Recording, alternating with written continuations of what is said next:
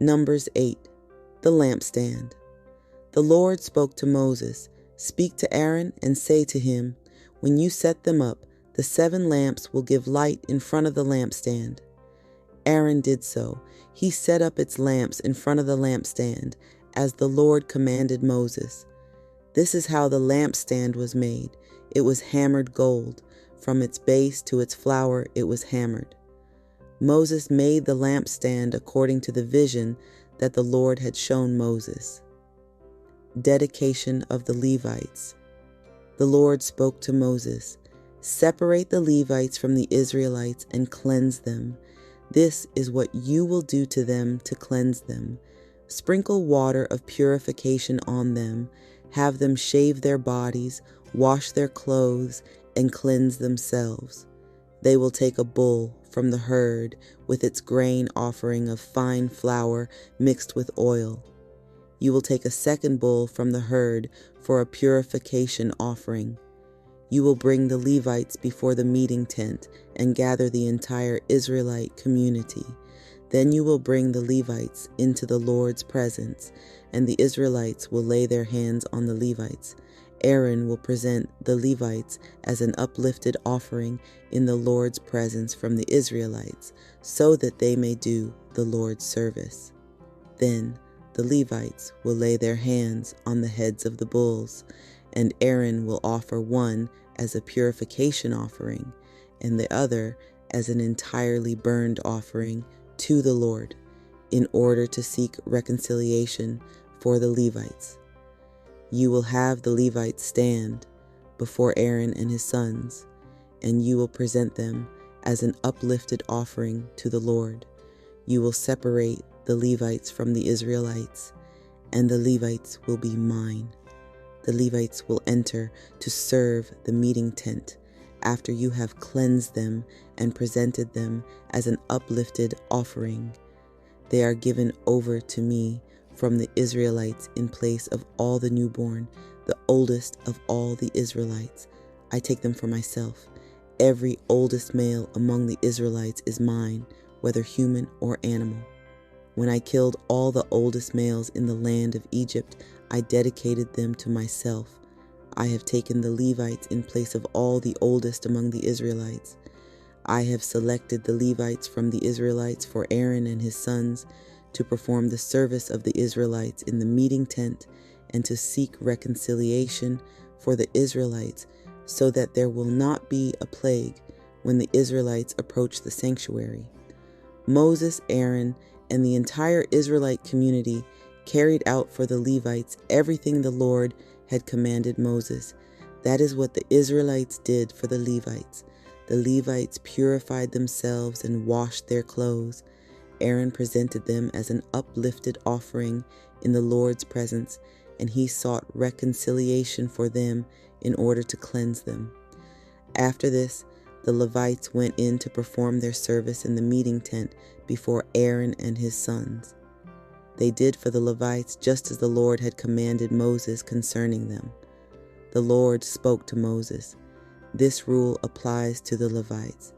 Everyone 25 years old and above will enter into service, performing the duties for the meeting tent.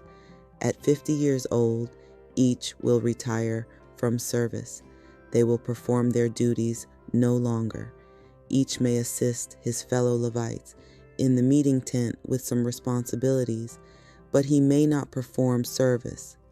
This is how you should assign responsibilities to the Levites." Numbers 9. Passover.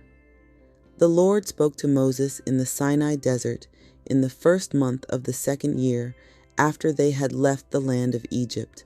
Let the Israelites keep the Passover at its appointed time. On the 14th day of this month at twilight, you will keep it at its appointed time. Keep it according to all its regulations and its customary practices. Moses instructed the Israelites to keep the Passover. At twilight on the 14th day of the first month, they kept the Passover in the Sinai desert. The Israelites did everything just as the Lord commanded Moses. But there were persons who were unclean from contact with a human corpse, and they were unable to keep the Passover on that day. They approached Moses and Aaron that day. These persons said to him, "Although we are unclean from contact with a human corpse, why must we be prohibited from presenting the Lord's offering at its appointed time with the rest of the Israelites?" Moses said to them, "Wait while I listen for what the Lord will command concerning you." The Lord spoke to Moses, "Tell the Israelites, when any of you or your descendants are unclean from contact with a corpse or are on a long trip, they may still keep the Passover to the Lord. They will keep it at twilight on the 14th day of the second month. They will eat the Passover lamb with unleavened bread and bitter herbs.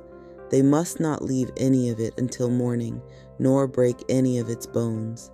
They will keep the Passover according to all its regulations. But any persons who are clean and not on a trip, yet don't keep the Passover, those persons will be cut off from their people because they didn't present the Lord's offering at its appointed time. Those persons will bear their sin. If an immigrant resides among you and wishes to keep the Passover to the Lord, that one also will keep it according to its regulations and its customary practices. There will be one set of regulations for both of you, for the immigrant and for the native of the land. Cloud over the dwelling. On the day the dwelling was erected, the cloud covered the dwelling, the covenant tent. At night until morning, the cloud appeared with lightning over the dwelling. It was always there. The cloud covered it by day, appearing with lightning at night. Whenever the cloud ascended from the tent, the Israelites would march, and the Israelites would camp wherever the cloud settled. At the Lord's command, the Israelites would march, and at the Lord's command, they would camp. As long as the cloud settled on the dwelling, they would camp. When the cloud lingered on the meeting tent for many days, the Israelites would observe the Lord's direction, and they wouldn't march. Sometimes the cloud would be over the dwelling for a number of days, so they would camp at the Lord's command, marching again only at the Lord's command. Sometimes the cloud would settle only overnight, and they would march when the cloud ascended in the morning. Whether it was day or night, they would march when the cloud ascended. Whether it was 2 days or a month or a long time, the Israelites would camp so long as the cloud lingered on the dwelling and settled on it. They wouldn't march. But when it ascended, they would march. They camped at the Lord's command, and they marched at the Lord's command. They followed the Lord's direction according to the Lord's command through Moses. Numbers 10. Trumpets. The Lord spoke to Moses, "Make 2 silver trumpets and make them from hammered metalwork. Use them for summoning the community and for breaking camp. When both are blown, the entire community will meet you at the entrance of the meeting tent. When one is blown, the chiefs, the leaders of Israel's divisions, will meet you. When you blow a series of short blasts, the camp on the east side will march, and when you blow a second series of short blasts, the camp on the south side will march. You will blow a series of short blasts to announce their march. To gather the assembly, blow a long blast, not a series of short blasts. Aaron's sons, the priests, will blow the trumpets. This will be a permanent regulation for you throughout time. When you go to war in your land against an enemy who is attacking you, you will blow short blasts with the trumpets, so that you may be remembered by the Lord your God and be saved from your enemies. On your festival days, your appointed feasts, and at the beginning of your months, you will blow the trumpets over your entirely burned offerings and your well-being sacrifices. They will serve as a reminder of you to your God. I am the Lord your God. Organization of the Wilderness March. On the 20th day of the second month in the second year, the cloud ascended from the covenant dwelling. The Israelites set out on their march from the Sinai desert, and the cloud settled in the Paran desert. They marched for the first time at the Lord's command through Moses. The banner of Judah's camp marched first with its military units. Nahshon, Amminadab's son, commanded its military. Nethanel, Zuar's son, commanded the military of the tribe of Issachar. Eliab, Helon's son, commanded the military of the tribe of Zebulun. The dwelling was taken down, and the Gershonites and the Merarites, who carried the dwelling, marched. The banner of Reuben's camp marched with its military units. Elizur, Shedur's son, commanded its military.